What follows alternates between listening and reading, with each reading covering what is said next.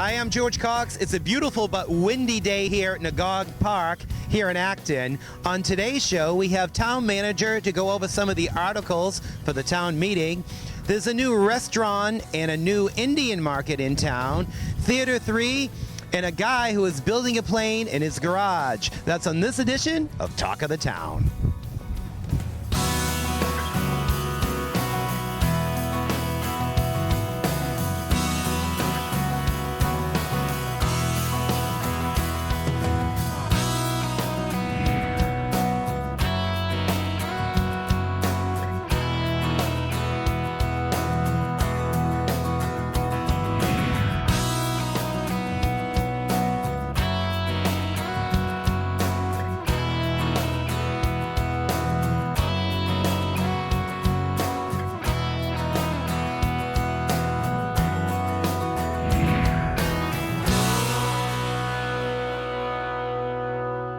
If you build it, you can fly. We have Molly Loughman from the Beacon to talk to one of our local Acton residents who is building a plane in his garage. Molly Loughman here, Beacon newspaper reporter, here with ActonTV in the garage of Craig Mayman. Yes. Thanks for your time. Yeah, sure. Welcome. So Craig here is building a plane in his garage, where his car once was. Yeah, cars are outside. The sacrifices we make. So, Craig, why don't you tell me a little bit about this plane and what you're doing with it? So this plane is a Sling 4. It's from a company in South Africa. Holds 4 people, and it can fly at 160 miles an hour and fly for 5, 6, 7 hours, which is longer than I'd want to sit. But it's got what they say, long legs. It can fly a distance. It's a beautiful plane, too. And it's a four-seater. Four-seater. Yep. It can hold 1,000 pounds total, including fuel.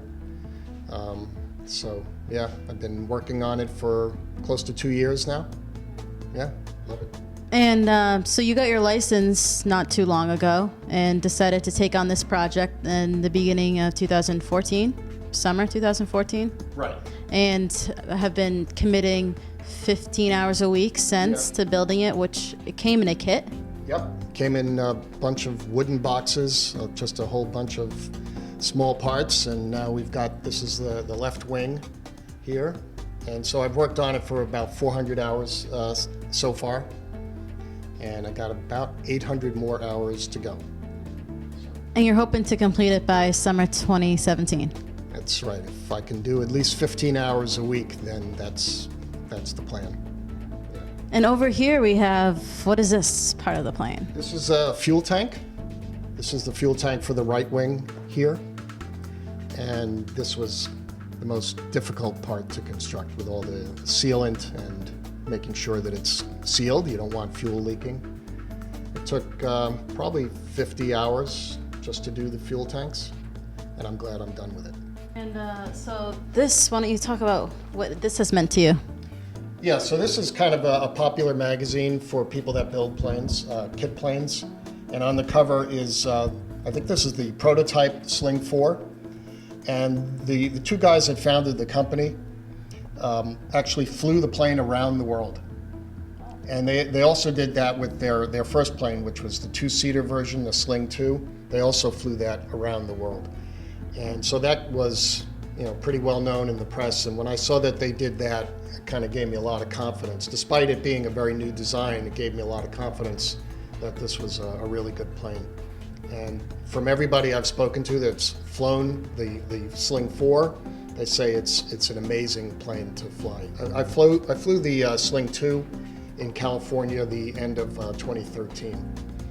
And one thing that's helped in the build is I'm in communication with other builders around the world, and for some reason it seems to be popular with airline pilots. There's a guy in Australia that I talk to a lot that is a 747 captain for Qantas, and he's building the Sling 4. And he's a few months ahead of me, but he's been so helpful in helping me figure out a few things, because it's not always obvious. The instructions are not always perfect in terms of what you have to do. So he's been helpful in figuring things out. And he's only a couple towns away. Well, so that's another guy. Right, there's another guy that's building a Sling 4 a couple towns away, and he's also been helpful. But this guy in Australia, who's on the other side of the world, has also been helpful because he's also a few months ahead building the same plane. But you are the first person in the U.S. to buy this type of kit plane? Yes, I was the first person to order the Sling 4 in the United States. But I won't be the first person to complete it. So, but that's okay. You know, I'm working on it as much as I can, and whatever it takes, it'll be done. So, what is your advice to people who are thinking about taking on such an endeavor? Do the research. Look at the EAA, the Experimental Aircraft Association. They have a website, eaa.org, and they have tons of resources for anybody that is considering building an airplane, from wood, tube and fabric, all metal, also composite airplanes. There are kits that are all like carbon fiber that can fly 200-300 miles an hour, amazing airplanes.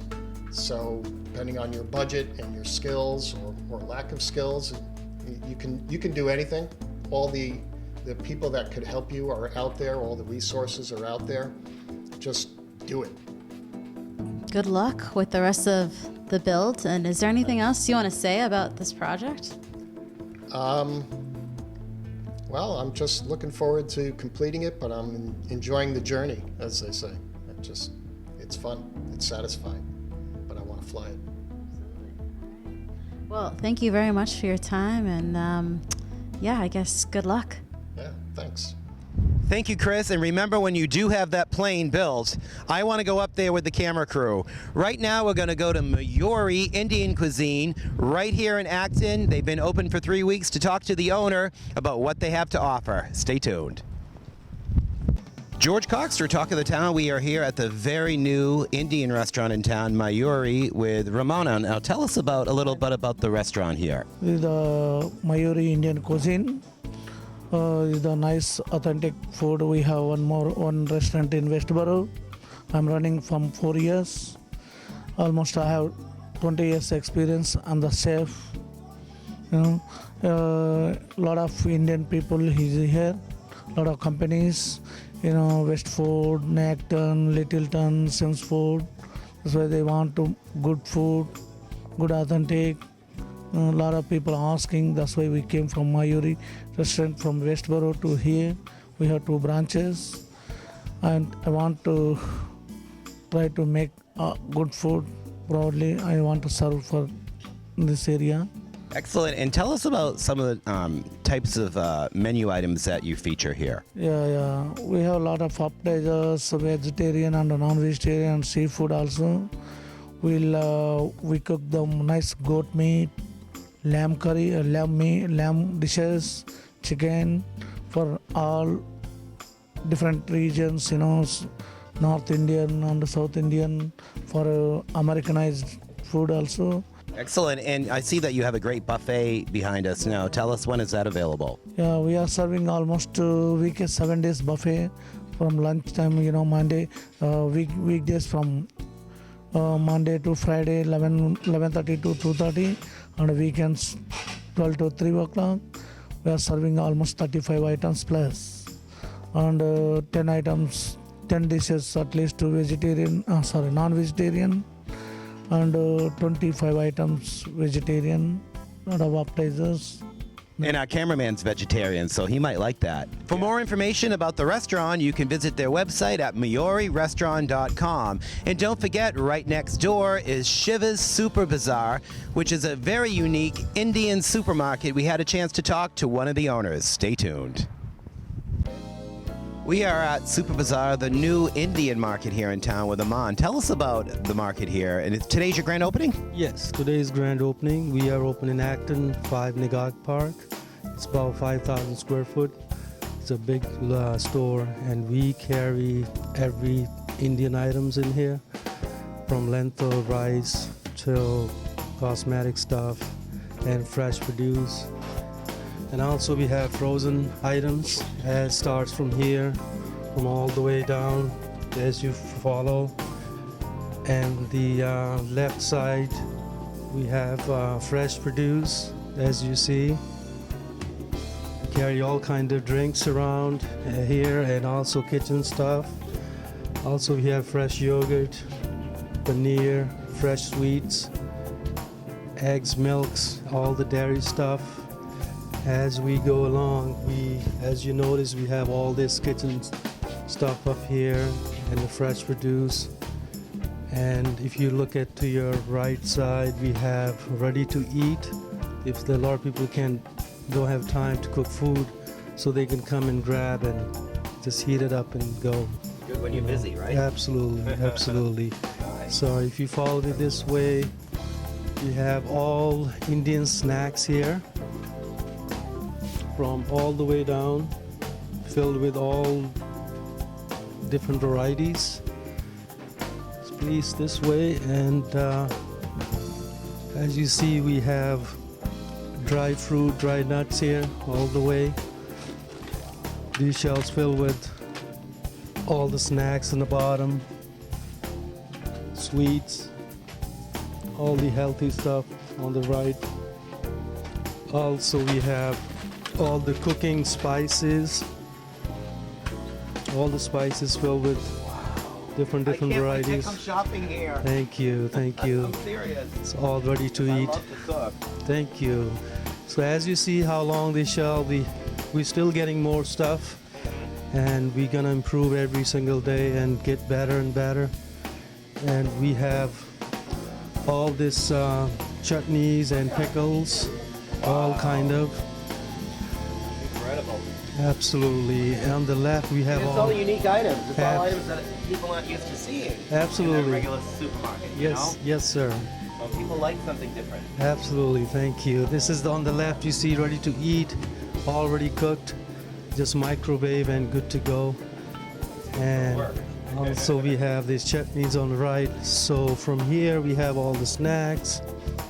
From this shelves we have all the rice, all kind of rice. We have organic, brown, white rice, long This rice. will last you a while too if you buy one of these. Absolutely, You know? and it's pretty low cost. It's not that expensive, and also we have all kind of flours here: wheat flour, maidas, and all the varieties we carry.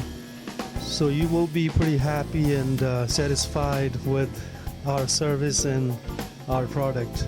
Excellent. So Well, make thank sure you. you come down. They're located at 5 Nagan Nagan Mall. Park. Yep. Super Shiva Bazaar Indian Market. They have so many unique items that you normally can't get in a supermarket. So please come and visit them. I'm George Cox for Talk of the Town. Thank you. They have so many great, unique items here in the store. You definitely have to check it out. They're located at 5 Nagog Park here in the Ball. Coming up next, we have Theater 3, a theater group right here in Acton. George Cox for Talk of the Town. We are here with Ed Knights, president of Theater 3. So Ed, tell us about Theater 3.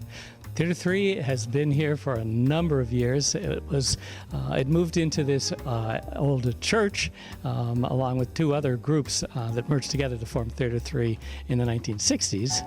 And now it does somewhere between 3 and 5 shows a year, ranging from one-act plays to black box theater that we do right up front next to the audience, to full stage plays. We just did Titanic, and now we're going to be doing a Scottish play called Balmoral. Excellent, and you're dressed up as one of the characters. What is your character? My character is Dr. Reed. I'm also a physician in real life, but this character is quite different from me. And I play a physician in the 1890s. This is a play that has some comedy, some drama, and some mystery. And the mystery involves a secret that the older members of the family and Dr. Reed know about. And it involves an ear in a jar. But that's all I can tell you. Otherwise, I'll be doing a spoiler alert. If people want to get involved in Theater 3, like maybe, they've never acted before, could they do that here? Absolutely. There's lots of opportunities. There's also a lot of other ways in which people become involved. We have a key to our survival are people like our sound folks who organize the sound and keep the sound effects going at the right time, and the lighting people. We have marketing people. We have people working with IT, publicity, and of course things like box office and makeup, costumes, in addition to stage managers and directors. And actors. If someone is interested in acting, we post our auditions both on the website, which is theater3.org, and also on Theater 411, which is posts information about a lot of the community theaters around here. So we have actors coming from sometimes 45 minutes or an hour drive. If it's a show they like or a director they like, then they're willing to drive a distance for it. Now, why do you think community theater is so important to the community? I think that it's an opportunity for a lot of folks to produce group art in a way that you don't really get a chance to do. People with a variety of different talents, ranging from doing elaborate woodworking involving in setting and producing the sets, to designing the sets and the artwork for the sets, and it also gives a lot of folks who did theater in high school or college a chance to go back and do it again. So it's an opportunity for people to work together and do group art, and to bring shows to the community that would be unaffordable for a lot of folks if they were being done in Boston. Now, what type of rehearsal schedules do you have? Like for your show, what is your show again coming up? Balmoral. Balmoral, okay. As you see behind us, they are getting ready for the show, and they've been rehearsing. Everybody's dressed up for the play. So how long does it take you guys to get ready for a show typically? We start, it depends. In a musical, we may start as much as 3 months ahead of time learning all the music, because if you don't learn the music before you get up on stage, then you're carrying one book which has the music in it, another book which has your lines in it, and they're trying to learn choreography and do movements on the stage and use your props with 2 books in your hands is impossible. So we try to get people what we call off book with the music in the first month, and then move on to what we call blocking, which is this is where you stand when you say that, and then the choreography in some of the more complex shows needs more than a month of time too. All the shows have at least a 6-week rehearsal period, so the straight dramas will have a rehearsal period of maybe 6 to 8 weeks, and then the musical's a little bit longer. And remember, if you want to see the show that he's working on, Balmoral, the dates are? April 8th, 9th, and 10th, and 15th, 16th, and 17th. That's Friday, Saturday, and Sunday. The Sundays are matinees, and the Friday and Saturdays are evening performances. And you can find our phone number online at theater3.org. So remember, visit their website if you want to get involved. This is George for Talk of the Town. Hello, I'm Kathleen McDonald, Executive Director of the Middlesex West Chamber of Commerce. One of the Chamber's wonderful annual events is soon approaching, and I don't want you to miss out on your chance to attend this great event. The Chamber's 27th annual meeting and luncheon will take place on Tuesday, April 12th from 12 to 2. The Westford Regency Inn and Conference Center at 219 Littleton Road is the host of this wonderful event. Tickets are $35 per person for members and $40 per person for non-members. I encourage you to make your reservations today. You can register online at www.mwcoc.com or by calling the Chamber office at 978-263-0010. Our featured keynote speaker for the annual meeting and luncheon will be Hank Philippi Ryan. She's a popular Boston investigative TV reporter and also an award-winning author of mysteries. National reviews have called her a master at crafting suspenseful mysteries and a superb and gifted storyteller. Also, Chamber members will vote on the slate of board nominees and board officers. Nominees for the Board of Directors this year are Peter Mahler of Concord Tea Cakes, Elijah Martin Merrill of Not Your Problem, Inc., and Jan Stewart of Emerge with Coaching. Awards will also be presented to recognize Chamber members' anniversaries. The Chamber is appreciative of our sponsors for the annual meeting and luncheon. Platinum sponsors, Cambridge Savings Bank, Gatehouse Media New England, Wicked Local, and Workers Credit Union. Our gold sponsors are Acton Pharmacy, Acton Real Estate Company, Acton Recreation Department, Acton Toyota of Littleton, Concord Tea Cakes, Enterprise Bank, Get in Shape for Women Acton, Shire Caton and Epstein PC, TD Bank, and Visiting Angels Home Care Services. And our silver sponsor is the Homesteader magazine. The Middlesex West Chamber of Commerce is an 8-town regional chamber serving the towns of Acton, Boxborough, Carlisle, Concord, Littleton, Maynard, Stowe, and Westford. The Chamber's corporate sponsors are Care One at Concord, Emerson Hospital, Middlesex Savings Bank, and Westford Regency Inn and Conference Center. The mission of the Chamber is to strengthen our communities by voicing support for and advocating the promotion of business.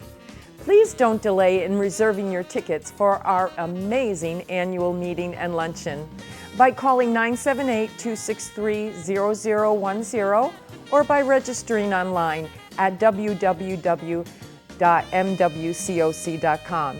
I look forward to welcoming you on April 12th at our annual meeting and luncheon.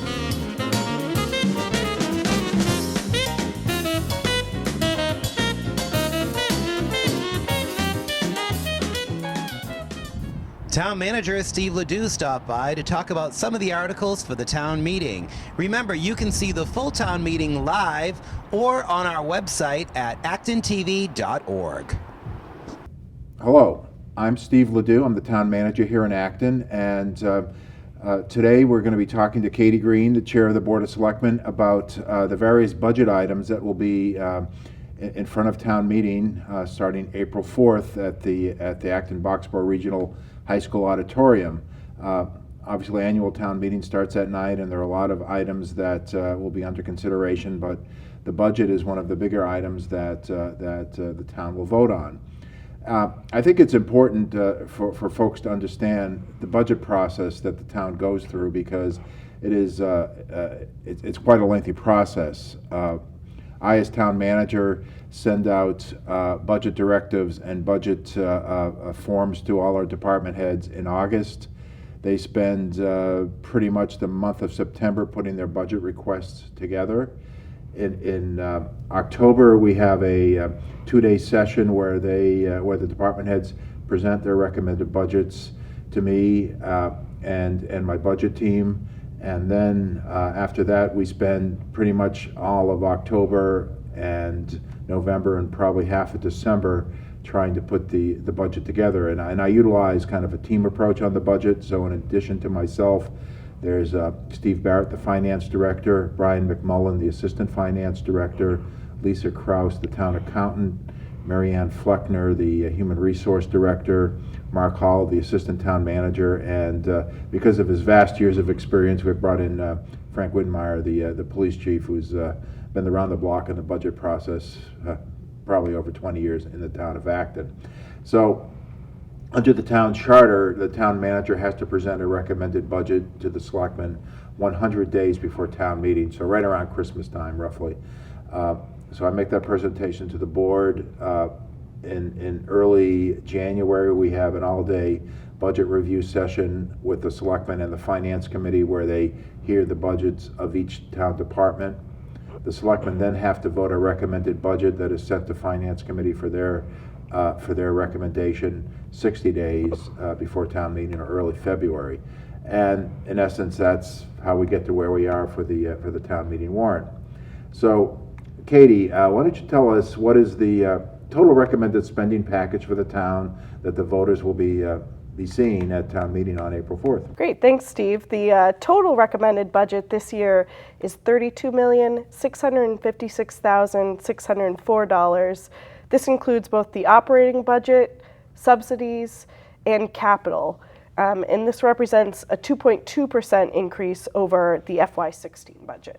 Okay, so you mentioned that that total spending package includes the operational budget, capital, and subsidies. How does that break down? How does the budget break down by those three categories? The operating budget is $32,247,604. The subsidies this year are lower at $247,000, and then the proposed capital is $162,000, and that's how we get to the total budget. So how has the budget changed from the current fiscal year? Right, so the operating budget is only up 2.48% over last year, so from about a little under 31.5 to the 32.2 million. The subsidies are down significantly, which we'll talk about in a little bit, and that's down from 398,000 to 247,000, which is a 38% decrease. And then the capital budget is up. It looks like a large percentage increase of 83,000, but really it's on a small number, so it's up from 88,000 to 162,000. And that's, again, the total budget, the whole spending package is only up 2.2% over last year. Okay. When we talk about subsidies, what do we mean about subsidies? Yeah, sure. So a subsidy is when we take money from the general fund and put it towards an enterprise fund to fund specific issues. Okay. What are the subsidies recommended for FY17? So this year we're recommending $245,000 for the Transportation Enterprise Fund. We're actually recommending no subsidy to the Ambulance Enterprise, which is why you see that decrease, and then $2,000, which goes annually to the Cultural Council. So that's where you get the total of $247,000. Okay. What capital projects are being recommended for this budget? So the main capital project, the $162,000 that you see in there, is actually for painting Town Hall. This is a project we've put off for a few years, but is long overdue. So that would cover that project. And then there's also funding for the Kelly's Corner design, which will be bonding. So you see on there that it's $756,000, but we won't actually be spending that in this fiscal year. We'll be bonding that over a number of years. And that will be dealt with in a separate warrant article. Article 23, I believe. 23, correct. Yep.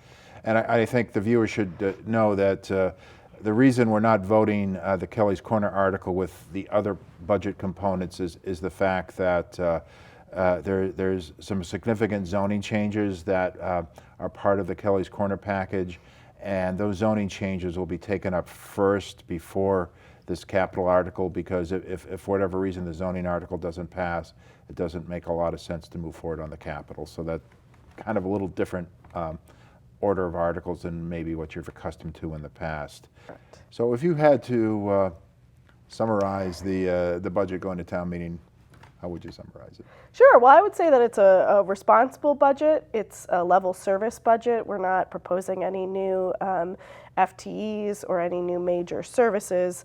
And again, it's the total spending package that we propose, we think meets the goals of ALG. It meets the point of view from the Finance Committee by falling well under their recommended 3% spending target. We again are only at 2.2%. We fully fund OPEB at the $600,000, which is under the operating budget. And, again, we don't increase the municipal FTE count at all. So this is really, I would say, a responsible and level service budget. Excellent. Well, we've been talking with Katie Green, Chair of the Board of Selectmen, and we've been talking about the town operational budget and capital budgets that will be in front of town meeting April 4th. So a reminder for folks, town meeting starts April 4th, 7 p.m. at the Acton Boxborough Auditorium. And Katie, I'd like to thank you for being on the show, and we'll see you all at town meeting. Thank you. Remember, if you have a show idea, maybe you want to be a correspondent, you can be a guest reporter on Talk of the Town, maybe do your own show, drop us a line at ActonTV.org. From Nagog Park on a beautiful day, I'm George Cox for Talk of the Town. We'll see you again next time. On this edition of Talk of the Town. Thank you, Chris, and remember, when you do have that... One more time. Sorry. I'll keep rolling. Okay. Whenever you're ready. If you want more information, visit MaoriRestaurant.com. Next door, we have Shiva's Super Bizarre.